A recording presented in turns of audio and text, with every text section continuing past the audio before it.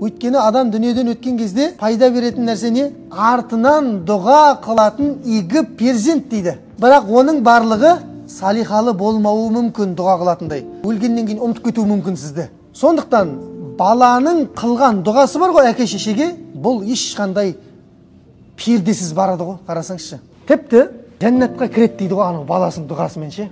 Әке шеше бар ғой. Сонда жәннатқа кірген кезде жәннатта дәрежелер бар. Жәннатта адамдар өкінбейді деп ойлаймыз ғой, өкінеді ол жерде адамдар. Неден? Ай, менің сауабым аз болып қапты ғой деп. Өйткені көршіңізді қарасаңыз сәл көтеріліп кеткен да. Өйткені ол не істеген? Ықылас сүресін жаттап алған ғой. Сіз Ықылас сүресін жаттамапсыз да, мысалға деп атқам ғой. Адамдар дәрежеде көтеріліп бара жатады неде? Жәннатта 100 дәреже бар өзі. Анау қарилар бар ғой, Құран жаттаған хафыздар, олар өте қатты көтеріледі. Бұл көтеріліп бара жатқан кезде бір кісі көтеріліп бара жатады дейді.